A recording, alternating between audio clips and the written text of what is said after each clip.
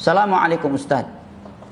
Waalaikumsalam warahmatullahi wabarakatuh. Semalam ana baru saja menolak orang yang mau mengobati ayah saya yang sudah lama sakit, tidak bisa bergerak lagi. Katanya ayah saya ada ikatan dengan jin. Mereka mengatasnamakan pengobatan Islami. Namun setelah pembicaraan cukup lama, ana menemukan keganjalan. Katanya si pengobat bisa tahu obrolan dari jarak jauh. Pertanyaannya, apakah sudah benar yang saya pikirkan kalau dia adalah bagian dari kesyirikan dukun? Dia dukun karena ngaku tahu perkara gaib,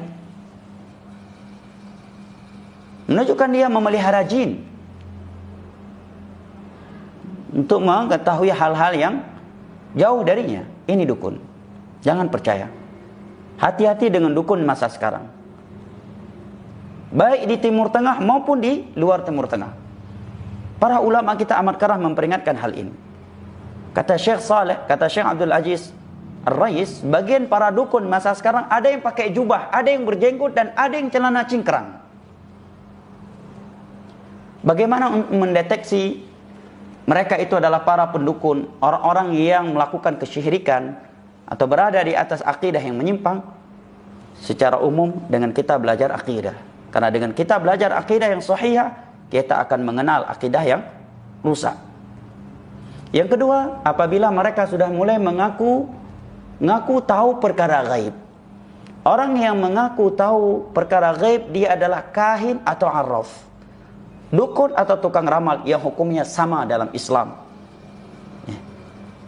Karena di dalam banyak ayat dan hadis Allah telah menerangkan bahwa perkara gaib hanya Allah yang mengetahuinya. Qul la ya'lamu man fis samawati wal ardhil ghaiba illa Allah wa ma yash'uruna ayyana yub'atsun.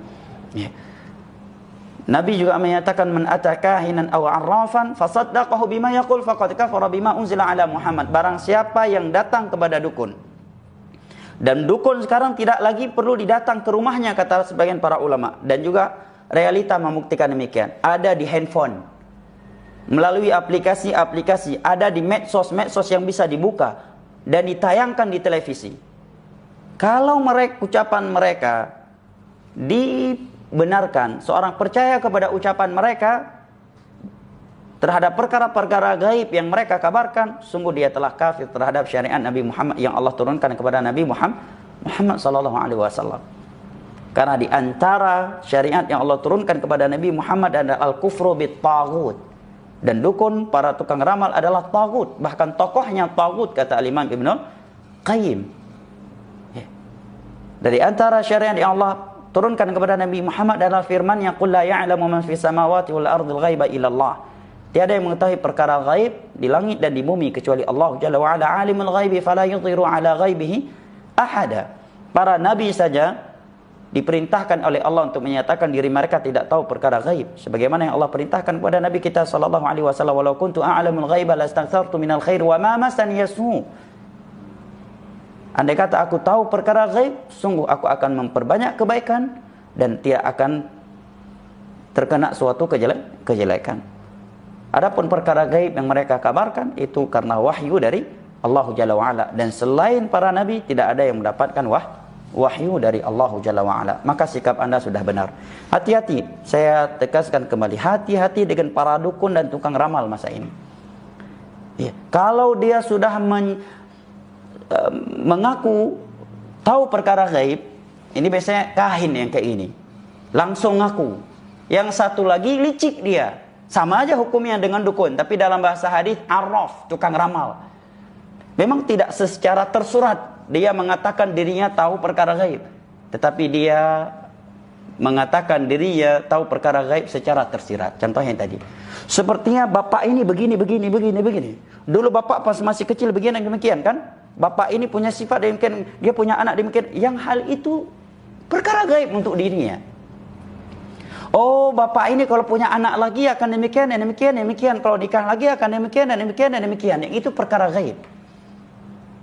Atau sok-sok meramalkan dengan mencocokkan sesuatu dengan sesuatu yang lain. Oh, bapak lahirnya tanggal sekian, bulan ini, melakukan itu di bulan itu, dan seterusnya. Ini arraf. Jangan percaya, walaupun berjenggot, walaupun berjubah, walaupun celana cingkrang, Walaupun bawa ayat dan hadis, jangan percaya.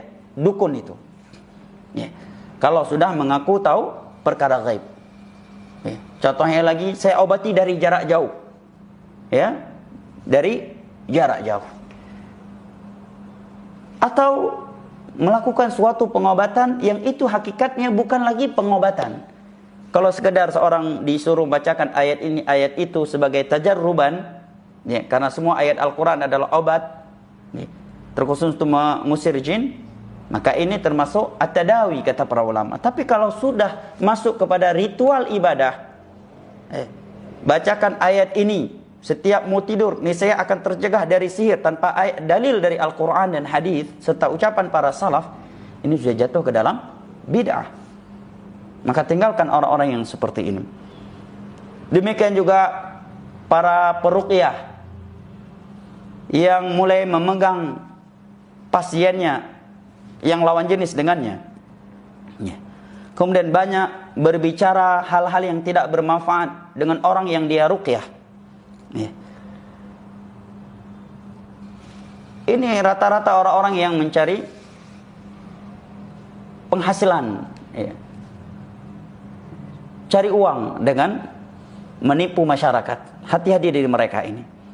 Kalau dia peruqyah yang baik, dia akan beruqyah dengan Al-Quranul Karim, dengan zikir-zikir yang Nabi sebutkan, atau nasihat-nasihat indah kepada orang yang kesurupan tersebut agar dia memperkuatkan hubungan dirinya dengan Allah Jalla wa'ala, dengan menjalankan perintah-perintah, meninggalkan larangan-larangannya, atau menasihat yang tegas untuk jin tersebut. Tidak mengajak komunikasi dan bertanya-tanya dari mana, kenapa, dan seterusnya.